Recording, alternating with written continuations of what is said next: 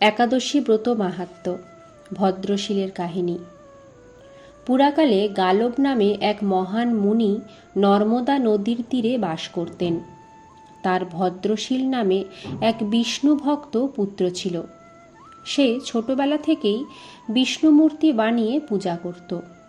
বালক হয়েও লোককে বিষ্ণু পূজার উপদেশ ও একাদশী পালন করতে নির্দেশ দিত, নিজেও পালন করত। পিতা একদিন জিজ্ঞাসা করেন, আচ্ছা ভদ্রশীল, তুমি অতি ভাগ্যবান, তুমি বলো তো, রোজ শ্রীহরির পূজা করা, একাদশী তিথি পালন করা, এরূপ ভক্তি কিভাবে তোমার উদয় হলো? উত্তরে ভদ্রশীল বলতে লাগল, বাবা, আমি পূর্বজন্মের কথা ভুলিনি। আগের জন্মে যমপুরীতে গিয়েছিলাম। সেখানে যমরাজ আমাকে এই বিষয়ে উপদেশ করেছিলেন। পিতা অত্যন্ত বিস্মিত হয়ে বললেন, ভদ্রশীল, তুমি পূর্বে কে ছিলে? যমরাজ তোমাকে কি বলেছিল? সব কিছুই আমাকে বলো।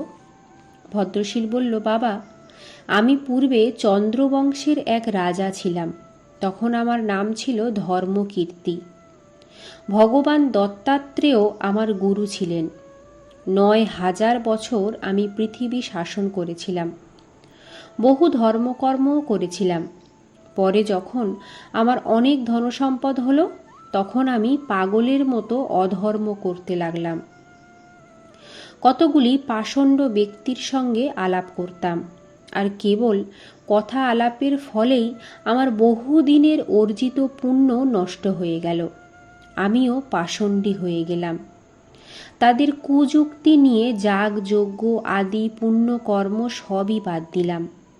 ফলে আমার সব প্রজারাও অধর্ম করতে লাগল। প্রজাদের প্রত্যেকের অধর্মের ৬ ভাগের ১ ভাগ রাজাকেই গ্রহণ করতে হয়। তারপর একদিন আমি সৈন্যদের সঙ্গে বনে মৃগয়া করতে গেলাম। বহু পশুও বধ করলাম। তারপর আমি ক্ষুধা তৃষ্ণায় কাতর ও ক্লান্ত হয়ে রেবা নদীর তীরে গেলাম। প্রখর রোদে তপ্ত হয়ে নদীতে স্নান করলাম। কিন্তু তারপর আমার কোনো সেনাকে দেখতে না পেয়ে চিন্তিত ও অতিশয় ক্ষুধার্ত হলাম। অন্ধকার হয়ে এলো, আমি পথ ঠিক করতেও পারলাম না। তারপর এক জায়গায় গিয়ে কয়েকজন তীর্থবাসীকে দেখলাম। জানলাম তারা একাদশী ব্রত করেছে। তারা সারাদিন কিছুই খায়নি, জল পান পর্যন্তও করেনি।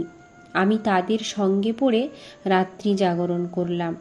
কিন্তু ক্লান্তি, ক্ষুধা, পিপাসায় কাতর হয়ে রাত্রি জাগরণের পরই আমার মৃত্যু হলো।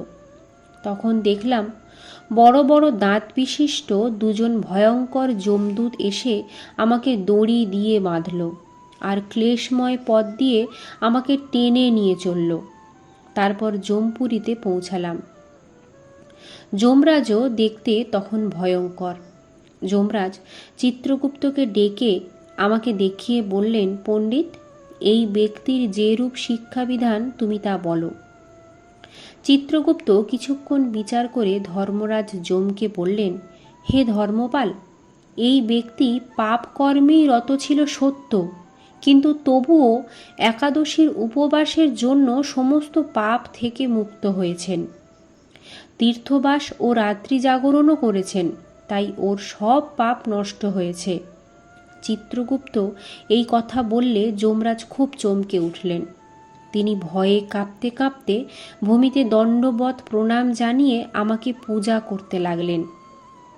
তারপর তার দূতদের আহ্বান করে বলতে লাগলেন, হে দূতগণ, তোমরা ভালো করে আমার কথা শোনো।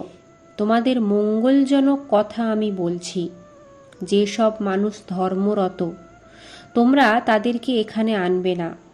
যারা শ্রীহরির ভক্ত, পবিত্র, একাদশী ব্রতপরায়ণ, জিতেন্দ্রিয় এবং যাদের মুখে সর্বদা হে নারায়ণ, হে গোবিন্দ, হে কৃষ্ণ, হে হরি উচ্চারিত হয়, যারা সকল লোকের হিতকারী ও শান্তিপ্রিয়, তাদেরকে তোমরা দূর থেকেই পরিত্যাগ করবে, কারণ সেই সব ব্যক্তিকে আমার শিক্ষা দেবার অধিকার নেই। যারা সর্বদাই হরিনামে আসক্ত, সর্বদা হরি কথা শ্রবণে আগ্রহী, যারা পাষণ্ডগণের সঙ্গ করে না, ভক্তদের শ্রদ্ধা করে, সাধু সেবা অতিথি সেবা পরায়ণ, তাদেরকে পরিত্যাগ করবে। হে দূতগণ, তোমরা শুধু তাদেরকেই আমার কাছে ধরে আনবে যারা উগ্র স্বভাব, ভক্তদের অনিষ্ট করে, লোকেদের সঙ্গে কলহ বাঁধায়, একাদশী ব্রত পালনে একান্ত বিমুখ, পরনিন্দুক, ব্রাহ্মণের ধনে লোভ পরতন্ত্র, হরিভক্তি বিমুখ, যারা ভগবৎ বিগ্রহ দেখে শ্রদ্ধাবৎ হয় না, মন্দির দর্শনে যাদের আগ্রহ নেই, অন্যের অপবাদ করে বেড়ায়, তাদের সবাইকে বেঁধে এখানে নিয়ে আসবে। যমরাজের মুখে এইসব কথা শুনে আমি আমার পাপ কর্মের জন্য অত্যন্ত অনুশোচনা করতে থাকি। তারপর আমি সূর্যের মতো উজ্জ্বল দেহ লাভ করলাম। একটি দিব্য বিমানে চড়িয়ে আমাকে যমরাজ দিব্যলোকে পাঠিয়ে দিলেন। কোটিকল্প সেখানে অবস্থান করার পর ইন্দ্রলোক স্বর্গে নেমে আসি। সেখানে বহুকাল যাবৎ অবস্থান করার পর এই পৃথিবীতে এসে সদাচারী মহান ব্রাহ্মণ কুলে জন্মগ্রহণ করেছি। আমার জাতিস্বরতা হেতু এসব ঘটনা আমার হৃদয়ে জাগ্রত আছে। আমি পূর্বে একাদশী ব্রত মাহাত্ম্য জানতাম না। অনিচ্ছাকৃতভাবে যখন একাদশী পালনে এত ফল লাভ করেছি, তাহলে ভক্তি সহকারে একাদশী ব্রত উপবাস করলে কী প্রকার ফল লাভ হয় তা জানি না।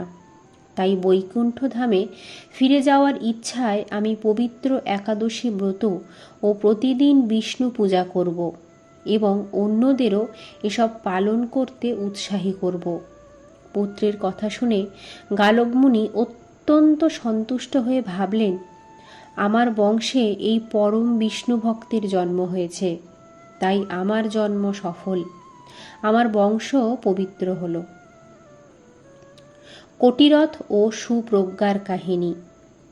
পুরাকালে রাজা কটিরথ ও রানী সুপ্রজ্ঞা ধর্মনিষ্ঠাপরায়ণ সর্বসদ্গুণযুক্ত দম্পতি ছিলেন। তারা জাতিস্বর ছিলেন। একাদশীতে তারা জল পর্যন্ত গ্রহণ না করে শ্রীহরির পূজা কীর্তন ভজনে দিবারাত্র অতিবাহিত করতেন। একদিন হরিবাসরে সৌরী নামে এক তত্ত্বজ্ঞ ব্রাহ্মণ এসে উপস্থিত হন। রাজা শ্রদ্ধাপূর্বক তাকে আসনে বসালেন। রাজদম্পতি সহ বহু ব্রতীকে দেখে অত্যন্ত খুশি হয়ে ব্রাহ্মণ প্রশ্ন করলেন, হে রাজন, আপনারা উভয়েই ধন্য। আপনাদের মতন বৈষ্ণব এই জগতে দুর্লভ। আপনাদের এরকম বুদ্ধি কিভাবে হলো?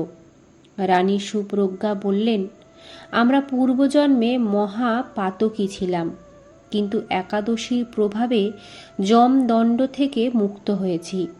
সেই স্মৃতি প্রভাবে শ্রীহরির অক্ষয় ধাম লাভের জন্য একাদশী ব্রত অনুষ্ঠান করছি। ব্রাহ্মণ বললেন, যদি আপনার পূর্বজীবনের কথা স্মরণ করতে পারেন তবে কৃপা করে আমাকে বিস্তৃত বলুন।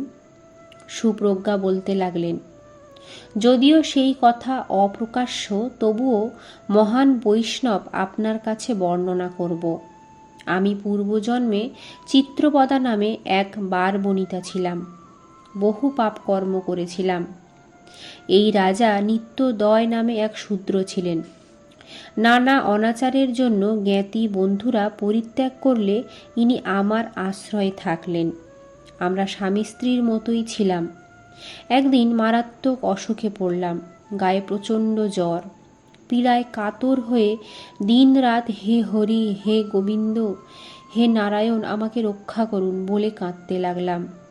রাত্রে ঘিয়ের প্রদীপ জ্বালিয়ে জেগেই থাকলাম। সারাদিন কোনো কিছু আহার করিনি, জলও নয়। আমার এরূপ অবস্থা দেখে ইনিও আহার পান না করে, না ঘুমিয়ে আমার কাছে বসে শ্রীহরিকে ডাকতে লাগলেন। পরদিন সূর্যোদয়কালে আমার মৃত্যু হয়। ইনিও অত্যন্ত কাতর হয়ে দেহত্যাগ করলেন। তারপর বিকট ভয়ঙ্কর যমদূতেরা এসে আমাদের খুব শক্ত করে বেঁধে দুর্গম পথে যমপুরীতে নিয়ে গেল। সেখানে যমরাজ আমাদের পাপ পুণ্যের বৃত্তান্ত জানতে চিত্রগুপ্তকে নির্দেশ দিলেন। চিত্রগুপ্ত বললেন, এরা অত্যন্ত পাপী হলেও একাদশীর উপবাস একদিন করেছে, তাই সর্বপাপ থেকে মুক্ত হয়েছে। একাদশী ব্রত সম্পর্কে কিছুই না জেনেও আমরা নির্জলা উপবাস থেকে রাত্রি জাগরণ এবং শ্রীহরির নাম করেই দ্বাদশীতে দেহত্যাগ করেছিলাম। সেটাই ছিল আমাদের জীবনের পরম সৌভাগ্য। তখন শুনলাম আমাদের ভগবান ধামে গতি হবে। চিত্রগুপ্তের কথা শুনেই যমরাজ তৎক্ষণাৎ নানা সুগন্ধি পুষ্প, চন্দন, বস্ত্র, অলঙ্কার, সুস্বাদু ভোজ্য দ্রব্য আমাদের প্রদান করে একটি রথের উপর বসালেন। বললেন, আপনারা বৈকুণ্ঠে গমন করুন। অপ্রত্যাশিতভাবে যমরাজের এইরূপ আচরণ দেখে আমরা অত্যন্ত বিস্মিত হলাম। আমাদের তখন দেখতে ইচ্ছা হলো যে কিভাবে যমপুরীতে পাপীদের শাস্তি ভোগ করতে হচ্ছে। তখন আমাদের কৌতূহল দেখে যমরাজ রথে চড়িয়ে নরককুণ্ডের জীবদের দেখতে পাঠালেন। সেই সব ভয়ঙ্কর নরক আমরা দেখতে লাগলাম। ব্রাহ্মণ শৌরি তখন বললেন, আপনারা সেখানে পাপীদের যেসব দুর্দশা দেখলেন তা দয়া করে বলুন। সুপ্রজ্ঞা দুঃখিত চিত্তে বলতে লাগলেন, সেখানে বিশাল একটি দুর্গম অতি দুঃখপ্রদ রাস্তা রয়েছে। সেই রাস্তায় কোথাও জ্বলন্ত আগুন, কোথাও উত্তপ্ত কাদা, কোথাও অন্ধকূপ, কোথাও কাঁটাময় গাছ, কোথাও বা কঙ্কালের স্তূপ, কোথাও ভয়ঙ্কর জন্তুর গর্জন। সেই ক্লেশপূর্ণ পথ দিয়ে যমদূতেরা পাপীদের টেনে টেনে নিয়ে যাচ্ছে। পাপীদের কারো গলায়, কারো কানে, কারো নাকে অঙ্কুশ দিয়ে প্রহার করা হচ্ছে, কারো কান ছিদ্র করে ভারী পাথর ঝুলিয়ে, কারো শিশ্নতে লোহা বেঁধে ঘাড়ে ধাক্কা দিয়ে, কারো মাথা নিচু করে পা উপরে করে নিয়ে যাচ্ছে। এইভাবে যমপুরীতে মারা যাচ্ছে। সেখানে ভয়ঙ্কর রূপ ধরে যমরাজ সেই সব পাপীদের ধমক দিয়ে বলছেন, তোমরা মূর্খ, আমাকে অগ্রাহ্য করে জগতের নানা দুরাচারে রত হয়েছ। তোমাদের পাপের উপযুক্ত দণ্ড এখন লাভ করো। সারিবদ্ধ হয়ে পাপীরা দাঁড়িয়ে থাকে। চিত্রগুপ্ত প্রত্যেকের পাপ কর্মের কথা বলতে থাকেন। মাঝে মাঝে পাপীরা অভিযোগ করে, আমি এত পাপ করেছি কি করে বলছেন? তখন যমরাজের আহ্বানে সূর্য, চন্দ্র, অগ্নি, বায়ু, আকাশ, পৃথিবী, জল, তিথি, দিবা, রাত্রি, উষা, সন্ধ্যা, ধর্ম ইত্যাদি বহু সাক্ষী এসে পাপীদের পাপ কর্মের কথা স্মরণ করিয়ে দেন। ভীষণ রূপ যমদূতেরা পাপীদের বিচারের পর নরককুণ্ডের মধ্য নিয়ে যায়। কাউকে বিষ্ঠার গর্তে, কাউকে তপ্ত কূপে, কাউকে কাঁটার গর্তে নিক্ষেপ করে। কেউ নিজ মাংস ভক্ষণ, কেউ মলমূত্র ভক্ষণ, কেউ শুক্র বা রক্ত পান করতে থাকে। কাউকে পা বেঁধে মাথাটিকে পাথরের উপর আছাড় দেওয়া হয়। বড়শি কাঁটা দিয়ে কারো চোখ উৎপাটন করা হয়। কাউকে গাছের ডালে বেঁধে আগুন ধরানো হয়। কাউকে বিষাক্ত ধূমপান করানো হয়। কাউকে তপ্ত স্থানে শুইয়ে দিয়ে ভারী পাথর বুকের উপর চাপিয়ে দেওয়া হয়। কাউকে উত্তপ্ত তেলের কড়াইতে ভাজা হয়। কাউকে বাঘ ভাল্লুকের খাবার জন্য ঠেলে দেওয়া হয়। কাউকে কৃমি ভক্ষণ, দুর্গন্ধ মাংস ভক্ষণ করতে দেওয়া হয়। নাকের মধ্যে কাউকে কাপড় ঢুকিয়ে শ্বাস রোধ করা হয়। এইভাবে তারা নরক ভোগ করে যন্ত্রণায় ত্রাহি ত্রাহি করতে থাকে। দীর্ঘকাল ধরে ক্ষুধা তৃষ্ণায় কাতর হয়ে তারা সমস্ত পাপ কর্মের ফল ভোগ করে।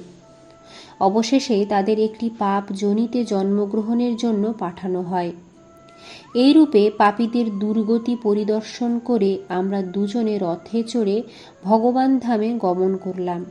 কোটি কল্পকাল সেখানে পরম আনন্দে বাস করে অখিল সম্পদ ভোগ করলাম।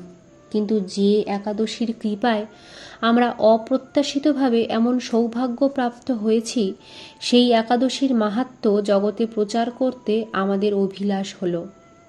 পরমেশ্বর ভগবান শ্রী বিষ্ণুর প্রেরণায় আমরা এই ধরাধামে রাজবংশে জন্মগ্রহণ করেছি।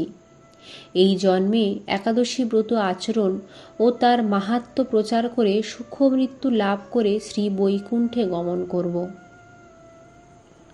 মহারাজ রুক্মাঙ্গদের কাহিনী। প্রাচীনকালে কৌশিকনগরে রুক্মাঙ্গদ নামে এক রাজা ছিলেন। তিনি ছিলেন ভগবত ভক্তিপরায়ণ। একাদশী ব্রত পালনে তার গভীর নিষ্ঠা ছিল। সমস্ত রাজ্যে তিনি ঘোষণা করতেন, আজ একাদশী তিথি। অতএব 8 থেকে 80 বছর বয়স পর্যন্ত যে ব্যক্তি আমার রাজ্যে অন্ন ভোজন করবে তাকে হত্যা অথবা রাজ্য থেকে বিতাড়িত করা হবে। আমার আত্মীয় স্বজনের মধ্যেও এই আদেশ বলবৎ থাকবে। পিতা মাতা, পতি পত্নী, পুত্র কন্যা, বন্ধু বান্ধব সকলকেই এই ব্রত পালন করতেই হবে, অন্যথায় কঠোর দণ্ড প্রদান করা হবে। রাজার আদেশে রাজ্যবাসী সকলেই একাদশী ব্রত পালন করে বৈকুণ্ঠে যেতে লাগল। ধর্মরাজ যম একেবারে কর্মশূন্য হয়ে পড়লেন। চিত্রগুপ্ত হিসাব নিকাশের কাজ থেকে অবসর নিলেন। একদিন দেবর্ষি নারদ যমপুরীতে উপস্থিত হয়ে যমরাজের সমস্ত দুঃখের কাহিনী শুনলেন। তারপরে যমরাজ ও চিত্রগুপ্ত নারদের সঙ্গে সত্যলোকে গিয়ে ব্রহ্মার কাছে সকল বৃত্তান্ত জানালেন। ব্রহ্মা যমরাজের সম্মান রক্ষার্থে কিছুক্ষণ চিন্তা করলেন। পরে এক পরমা সুন্দরী নারী মূর্তি সৃষ্টি করলেন। এর নাম রাখলেন মোহিনী। তিনি বললেন, এখনই তুমি মন্দার পর্বতে গিয়ে রুক্মাঙ্গদ রাজাকে মোহিত করো। ব্রহ্মাকে প্রণাম করে মোহিনী মন্দার পর্বতে উপস্থিত হল। সেখানে বসে সে অপূর্ব গান্ধার রাগে গান গাইতে লাগলেন। গানে আকৃষ্ট হয়ে দেব, দৈত্য ও অন্যান্য সকল প্রাণী সেখানে আসতে শুরু করল। এদিকে রাজার রুক্মাঙ্গদ তার উপযুক্ত পুত্রের উপর রাজ্য ভার অর্পণ করে মৃগ শিকারের উদ্দেশ্যে বনে গমন করেন। হিংস্র প্রাণী বধ ও শত্রু থেকে প্রজাকে রক্ষার অভ্যাসের জন্য পূর্বে রাজারা মৃগয়ায় যেতেন। বনে গমন করে তিনি বামদেব মুনির আশ্রমে উপনীত হন। মুনির কাছে জানতে পারলেন যে তিনি পূর্বজন্মে শূদ্র ছিলেন এবং তার দুষ্টা স্ত্রী ছিল, যার ফলে তাকে দারিদ্র দশা ভোগ করতে হয়েছে। কিন্তু ওই জন্মে একাদশী ব্রত পালনের জন্য এখন এই সমস্ত বৈভব প্রাপ্তি হয়েছে। মুনির অনুমতি নিয়ে রাজা মন্দার পর্বত অভিমুখে যাত্রা করলেন। সেখানে পৌঁছে দেখতে পেলেন অদ্ভুত এক সঙ্গীতের শব্দে আকৃষ্ট হয়ে পশু পাখিরা একদিকে ছুটে যাচ্ছে। কৌতূহলবশত রাজাও কিছু সময়ের মধ্যেই সেখানে উপস্থিত হলেন। তপ্ত কাঞ্চন বর্ণা পরমা সুন্দরী মোহিনীকে সেখানে দেখতে পেলেন। তাকে পত্নীরূপে লাভের বাসনার কথা ব্যক্ত করলেন। মোহিনী বলল, আমি ব্রহ্মার কন্যা। আপনার কীর্তি শ্রবণ করে আপনাকে পতিরূপে লাভের জন্য সঙ্গীতের মাধ্যমে শঙ্করের উপাসনা করছি। এখনই তিনি সেই ফল দান করলেন। রাজা প্রতিজ্ঞা করে বললেন, মোহিনী, তুমি যা ইচ্ছা করবে তাই আমি পূরণ করব। তারপর মোহিনীকে সঙ্গে নিয়ে তিনি রাজধানীতে ফিরে এলেন। এভাবে মোহিনীর সঙ্গে বিলাসিতায় 8 বছর অতিবাহিত হল। পরের বছর কার্তিক মাস উপস্থিত হলে রাজা মোহিনীকে বললেন, মোহিনী, তোমার সাথে ভোগবিলাসে বহুদিন অতিবাহিত করেছি। এবার তোমার মোহ পরিত্যাগ করে কার্তিক ব্রত পালন করতে ইচ্ছা করছি। তুমি আমায় অনুমতি দাও। এতদিন নিজ সুখবিলাসে মত্ত থাকলেও রাজা কখনো একাদশী ব্রত পালনে অবহেলা করেননি। মোহিনী বলল, হে মহারাজ, আপনাকে পরিত্যাগ করে আমি ক্ষণকাল থাকতে পারি না। অতএব ব্রতের পরিবর্তে ব্রাহ্মণদের ভোজন দ্রব্যাদি দান করুন এবং আপনার জ্যেষ্ঠা পত্নী সন্ধ্যাবলী কার্তিক ব্রত পালন করুক। এইরূপ কথোপকথন চলার সময় পুত্র ধর্মাঙ্গদের একাদশী দিনের ঘোষণা বাদ্য রাজা শুনতে পেলেন। পিতা অবসরপ্রাপ্ত হওয়ায় পুত্র ধর্মাঙ্গদই রাজ্য পরিচালনা করতেন। আগামীকাল একাদশী, তাই বাদ্য দ্বারা প্রজাদের সে কথা স্মরণ করিয়ে দিচ্ছেন। তা শুনে রাজা মোহিনীকে বললেন, মোহিনী, তোমার আজ্ঞায় কার্তিক ব্রত পালনে সন্ধ্যাবলীকে নিযুক্ত করেছি, কিন্তু একাদশী ব্রত আমি নিজে করব। তুমিও আমার সাথে সংযতভাবে এই ব্রত পালন করো। মোহিনী রাজার কথা শুনে বলল, হে রাজন, একাদশী পালন অবশ্য কর্তব্য, কিন্তু আপনি আমার কাছে শপথ করেছেন আমি যা বলবো আপনি তা অবশ্যই পালন করবেন। রাজা বললেন, তোমার ইচ্ছা আমি পূরণ করব। মোহিনী বলল, তাহলে আমার ইচ্ছা আপনি একাদশী ব্রত না করে অন্ন ভোজন করুন। যদি আমার কথা রক্ষা না করেন তবে প্রতিজ্ঞাভঙ্গজনিত পাপে ঘোর নরকে পতিত হবেন। রাজা পুনরায় বললেন, কল্যাণী, আমার ব্রত ভঙ্গ করো না, পরিবর্তে তুমি অন্য যা কিছু চাইবে আমি তা প্রদান করব। একাদশীতে কেউ অন্ন ভোজন করবে না, এ কথা আমি নিজেই প্রচার করে কিভাবে তার বিপরীত আচরণ করব? যদি ইন্দ্রের তেজ ক্ষীণ হয়, সমুদ্র শুকিয়ে যায়, অগ্নি তার উষ্ণতা ত্যাগ করে, তথাপি রাজা রুক্মাঙ্গদ একাদশী ব্রত ভঙ্গ করবে না। এ কথা শুনে মোহিনী ক্রোধে জ্বলে উঠল।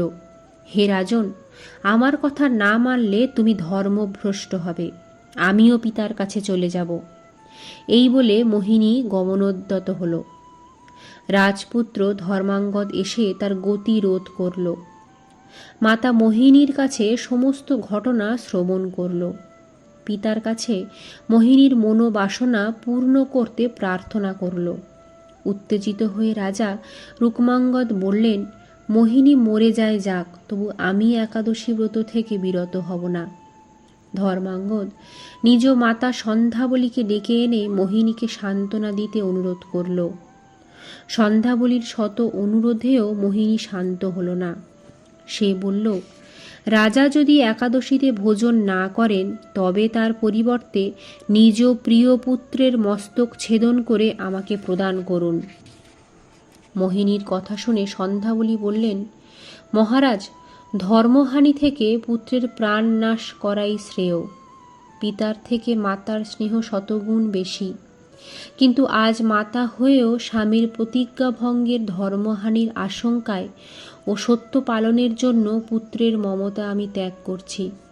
আপনি স্নেহ মমতা ত্যাগ করে পুত্রকে বধ করুন। সেই সময় রাজপুত্র ধর্মাঙ্গদ মোহিনীর সামনে দাঁড়িয়ে বললেন, তুমি আমার বধরূপ বর গ্রহণ করো। একটি তীক্ষ্ণ তরবারি পিতার হাতে তুলে দিয়ে বললেন, হে পিতা, আপনি বিলম্ব করবেন না। মোহিনীর কাছে যে প্রতিজ্ঞা করেছেন তা পালন করুন। আপনার মঙ্গলের জন্য আমার মৃত্যুই শ্রেয়। তখন মোহিনী রাজা রুক্মাঙ্গদকে পুনরায় বলল, একাদশীতে ভোজন করো, পুত্রবধ করতে হবে না, তা না হলে পুত্রবধ তোমাকে করতেই হবে। সেই সময় অলক্ষিতভাবে ভগবান বিষ্ণু আকাশে আবির্ভূত হলেন। রাজা আনন্দে প্রণাম করে তরবারি গ্রহণ করলেন। পুত্রও আনন্দে ভূতলে মস্তক স্থাপন করলেন। রাজা তরবারি দিয়ে পুত্রকে বধ করতে উদ্যত হলে পর্বত সহ সমগ্র পৃথিবী কেঁপে উঠল।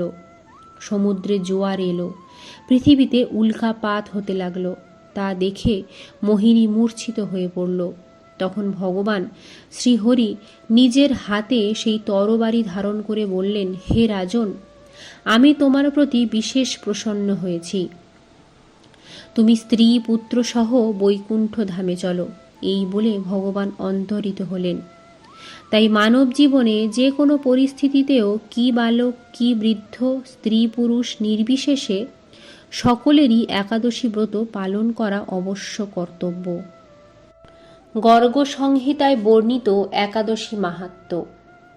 দেবর্ষি নারদ রাজা বহুল্লাস্যকে বললেন, হে মিথিলেশ্বর, সর্বপাপ হর ও মঙ্গলের আলোয় স্বরূপ যজ্ঞ সীতা গোপীদের কথা শ্রবণ করো। দক্ষিণ ভারতে উশিনর নামে একটা প্রসিদ্ধ স্থান ছিল। সেখানে বহু গোধন সম্পন্ন এক গোপ বসবাস করত। এক সময় 10 বছর ধরে সেখানে বাড়ি বর্ষণ হয়নি। গোপ তাতে ব্যাকুল হয়ে অনাবৃষ্টির ভয়ে আত্মীয় পরিজন ও গোধন সহ ব্রজমণ্ডলে আগমন করেন। তারা নন্দরাজের সাহায্যে মনোরম যমুনার নিকটবর্তী বৃন্দাবনে বাস করতেন। গোপের বহু কন্যা ছিল। তারা পূর্বে যজ্ঞা সীতা ছিলেন। কন্যাগণের শরীর ছিল দিব্যাতি দিব্য যৌবন সম্পন্না। একদিন পরম সুন্দর শ্রীকৃষ্ণকে দেখে তারা মোহিত হন। কিভাবে কৃষ্ণকে প্রসন্ন করা যায় তা জানবার জন্য তারা শ্রী রাধার কাছে গমন করেন।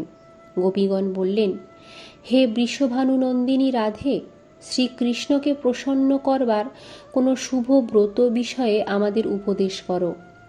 দেবতাদেরও দুর্লভ যশোদানন্দন কৃষ্ণ তোমারই অধীন। হে রাধে, তুমি জগৎমোহন মোহিনী ও সর্বশাস্ত্রে সুনিপুণ। শ্রী বৃষভানু নন্দিনী বললেন, শ্রীকৃষ্ণের প্রসন্নতা বিধানের জন্য তোমরা পবিত্রা একাদশী ব্রত করো, তার ফলেই শ্রীকৃষ্ণ তোমাদের বশীভূত হবেন। গোপীগণ জিজ্ঞাসা করলেন, হে রাধে, বিভিন্ন মাসে একাদশীর নাম কি এবং কিভাবেই বা আমরা এই একাদশী ব্রত পালন করব? শ্রী রাধা বললেন, বিষ্ণুর দেহ থেকে অগ্রহায়ণ মাসের কৃষ্ণপক্ষে পবিত্রা একাদশী মূরাসুর বধের জন্য উৎপন্ন হন। সেই সর্বোত্তম একাদশী মাসে মাসে ভিন্ন ভিন্ন রূপে হয়ে থাকে। তোমাদের মঙ্গলের জন্য 26টি একাদশীর নাম কীর্তন করছি। প্রথমে উৎপন্না, তারপর মোক্ষদা, সফলা, পুত্রদা, ষটতিলা, জয়া ও বিজয়া, এরপর আমলকি, পাপমোচিনী, কামদা, বরুথিনী ও মোহিনী, অবশেষে অপরা, নির্জলা, যোগিনী, শয়ন, কামিকা, পবিত্রা, অন্নদা, পার্শ্ব, পদ্মিনী, পরমা, ইন্দিরা, পাশাঙ্কুশা, রমা, প্রবোধিনী। যে ব্যক্তি এই নাম পাঠ করেন তিনি সারা বছরের দ্বাদশীর ফল লাভ করেন। হে ব্রজাঙ্গনাগণ, এখন একাদশীর নিয়ম শ্রবণ করো। দশমীতে ভূমিতে শয়ন, একবার ভোজন ও ইন্দ্রিয় সংযম করবে। একাদশীর দিন ব্রাহ্ম মুহূর্তে শয্যা ত্যাগ করে প্রাতঃস্নান, ধৌত বস্ত্র পরিধান, তিলক আচমন করবে।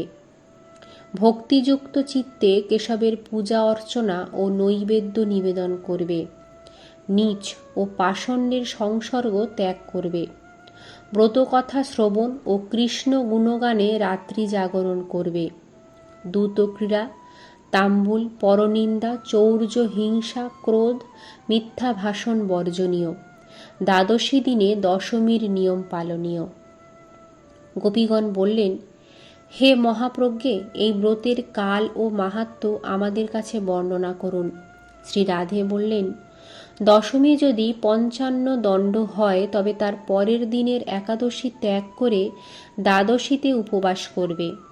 যদি একাদশী বর্ধমানা হয় তবে পরদিনেই উপবাস কর্তব্য। দ্বাদশী বর্ধমানা হলে সেদিনই উপবাস করতে হবে। হে গোপীগণ, সমস্ত যজ্ঞের ফল একাদশী ব্রত পালনেই লাভ হয়ে থাকে। মেরু পর্বত তুল্য পাপ রাশিও একাদশী প্রভাবে বিনষ্ট হয়। এই ব্রতে সকল তীর্থ ও তপস্যার ফল পাওয়া যায়। পূর্বপুরুষদের কল্যাণ সাধন ও শ্রীহরির প্রীতি সাধনে পবিত্রা একাদশীর সমান ব্রত আর জগতে নেই। পূর্বে মেধাবী মুনি, মহারাজ অম্বরীশ আদি বহু ব্যক্তি এই একাদশী ব্রত পালন করে বৈকুণ্ঠ লাভ করেছেন।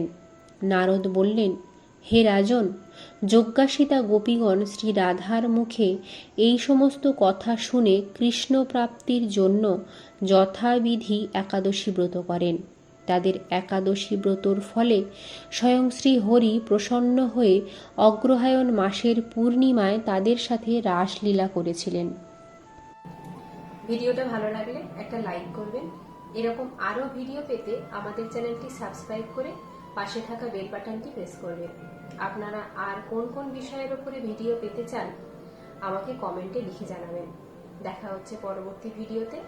সবাই ভালো থাকবেন, সুস্থ থাকবেন।